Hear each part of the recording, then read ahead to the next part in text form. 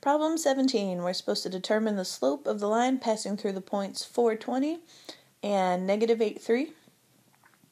What you have to remember about slope is that it's the change of y over the change in x. And so our job to figure this out is to determine what the distance is between the y values and the distance is between the x values.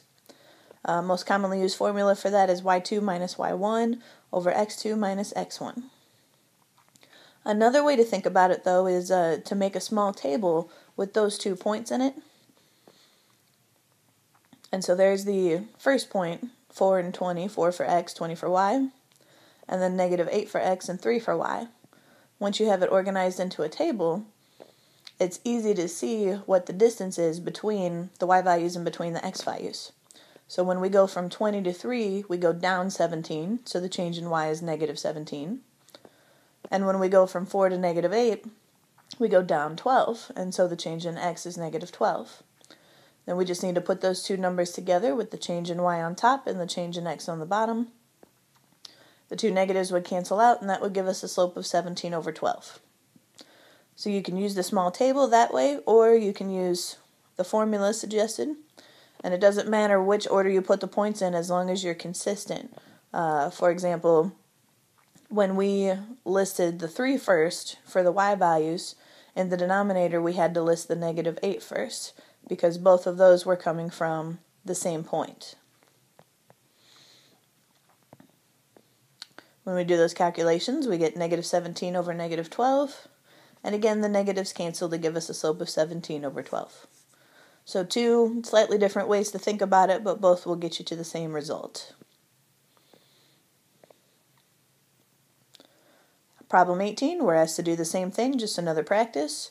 You can use the formula, plugging in y2, y1, x2, x1, finding the distance between those things.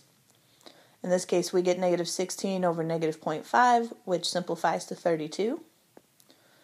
Or again, you could set up a small table and then use that table to figure out the distance between the numbers. From negative 9 to 7, the distance is a positive 16, because we're going up 16. And then from 0 to 0.5, it's a positive 0.5, because we're going up 0.5.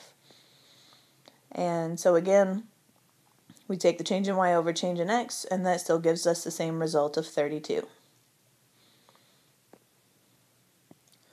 On the next problem, we're supposed to determine the equation of the line from the table that's given.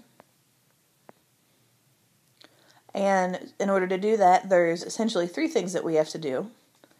First, we need to find the slope, then we need to find the y-intercept, and finally we need to write our rule in y equals mx plus b form using those 2 pieces of information. We'll start with finding the slope.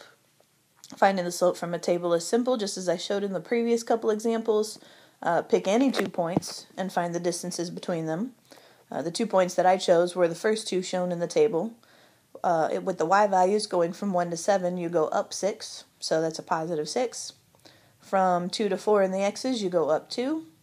And when you put the change in y over change in x, that simplifies to 3. So this rule is going to have a slope of 3. Next, we need to find the y-intercept, and we're going to use the fact that we're writing this in slope-intercept form in the end to help us find that y-intercept.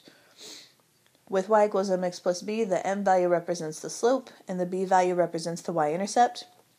In our first step, we found what the slope was, so I can go ahead and put that in the appropriate spot in the rule, replacing the m.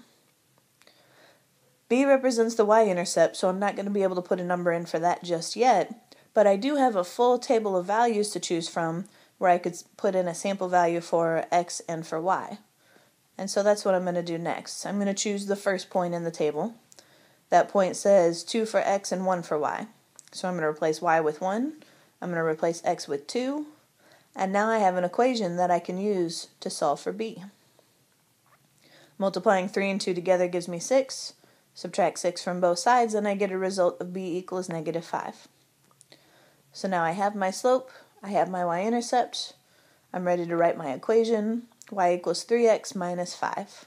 And that's our final answer. Problem 20 asks a similar type of problem, just with a different table. So we're going to determine the equation by first finding the slope, then the y-intercept, then putting it together in the equation. The slope in this case would be negative 8 over 2, which gives us negative 4. So I'm going to put that negative 4 into the rule y equals mx plus b, replacing m with the negative 4. And now I'm going to choose any point from the table to plug in a value for x and y. I'm going to choose the second point this time. So the second point says negative 22 for y, 3 for x.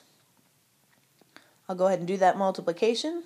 Negative 4 times 3 is negative 12, and then add 12 to both sides to get a result of negative 10 for b. Now I can put this information together in my equation. Y equals negative 4x minus 10.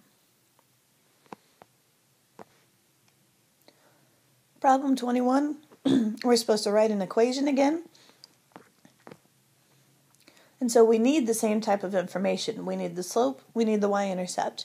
Getting it from a graph is a little bit different than getting it from a table or 2 points. Slope is going to be rise over run. Y-intercept is going to be where the graph crosses the y-axis. So there are more visual ways of finding that information. So for this graph, the y-intercept is at negative 3. And then in order to do rise over run, you need to pick at least one other point and then calculate what the rise and the run is between those 2 points. We've already identified the y-intercept, so it makes sense to use that as one of our points.